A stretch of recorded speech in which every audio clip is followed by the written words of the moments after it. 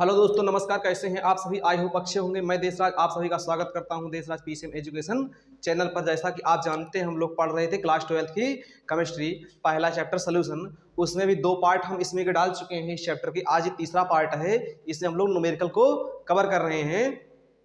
तो आइए देखते हैं, तीसरे पार्ट में हम लोग देखेंगे मोललता किस प्रकार निकाली जाती है, किस प्रकार फाइंड की जाती है।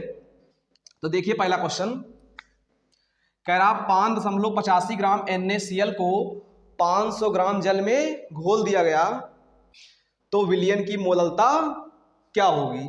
ठीक, मोललता का फार्मूला हमने पिछले वीडियो में बता रखा था। आई होप कि आपने उसको देखा होगा। M = WA/MA गुणे 1000/WB। अब इसमें MA क्या है और WA क्या है, सारी बातें इस क्वेश्चन से देखकर आपको लिखना है। ठीक, तो देखिए लिखेंगे। सबसे पहले दिया है, क्या लिखेंगे? अच्छे बच्चे हमेशा लिखते हैं पहले दिया है, और आप एक अच्छे बच्चे हो। तो WA क्या है? विलेय का भार है। विलेय मतलब जो चीज घोली जाती है। NaCl घोला जा रहा है, तो कितना दिया हुआ? 5.85 ग्राम। तो लिखेंगे WA = 5.85 ग्राम। ठीक, फिर उसके बाद में MA क्या है? इसी का अणुभार है। अणुभार NaCl का अणुभार कितना होता है? 58.5। सर निकलता कैसे है? तो पिछले वीडियो में बता रखा कैसे निकाला जाता है। ठीक, अगर आप नहीं देखें जाकर पहले इसको आप देख लीजिए। फिर उसके बाद में 1000 तो 1000 ही रहेगा। WB निकाल लीजिए। WB क्या है? विलायक का भार है। विलायक मतलब जल जिसमें घोला जाता है। कितना है? 500 ग्राम है। तो कितना दे रखा है? 500 ग्राम। निकालना क्या है आपको? M। क्वेश्चन मार्क कर दीजिए, लगा दीजिए, यही फार्मूला आपका आंसर आ जाएगा। तो लिखेंगे M = WA कितना? 5.85 अपान MA 58.5 गुणे 1000 बटे WB कितना है? 500।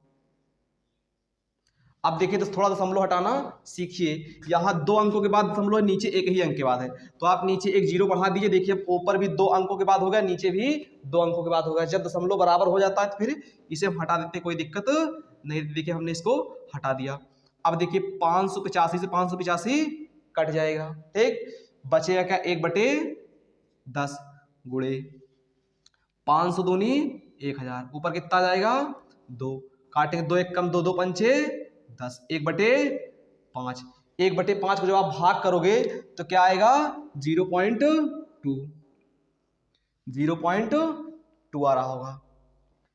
इसका जो मात्रक होता है मोललता का, होता है मोल प्रति केजी। मोल बटे केजी। यही आपका क्या होगा? आंसर होगा। तो आई होप पहला क्वेश्चन समझ में आया होगा। सेम दूसरा क्वेश्चन भी ऐसे ही है। ठीक, तो आइए देखते हैं दूसरा क्वेश्चन क्या कह रहा है। कह रहा है 196 ग्राम H2SO4 को 1000 ग्राम जल में घोल दिया गया तो मोललता की गणना कीजिए जो है। ठीक, तो देखिए ध्यान से। इससे सबसे पहले देखेंगे, लिखेंगे दिया है। क्या लिखेंगे? दिया है। WA कितना है? विलेय का भार। विलेय मतलब जो चीज घोली जा रही है। कितना? 196 ग्राम। तो लिख देंगे 196 ग्राम। फिर उसके बाद में MA मतलब इसका अणुभार। H2SO4 का अणुभार कितना होता है? 98। पिछली वीडियो हमने बता रखा, निकाल के भी बताए हैं। ठीक, तो आई होप आपने उसको देख लिया होगा। उसके बाद में WB विलायक का भार कितना है? 1000। पूछा क्या गया आपसे? मोललता M।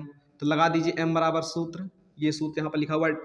WA कितना है? 196 बटे MA कितना है? 98 गुणे 1000 बटे WB, ये भी कितना है? 1000 ही है। तो 1000 काटिए इसको। 1000 से 1000 कट गया। यहाँ 98 दूनी 196, तो कितना आ जाएगा? 2 मोल प्रति केजी।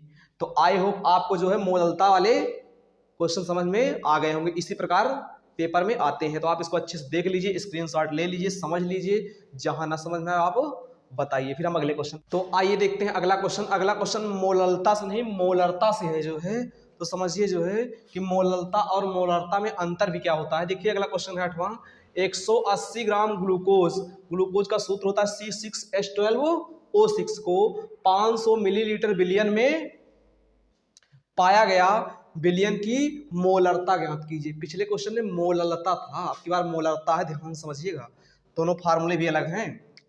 देखिए यहाँ होता है m बराबर WA गुणे MA, WA बटे MA गुणे 1000 बटे B। वहां क्या था WB था, यहाँ क्या है M है। इतना ही फार्मूले में अंतर है। सबसे पहले लिखेंगे दिया है, जो चीजें दी गई हैं उसको आप लिख लीजिए।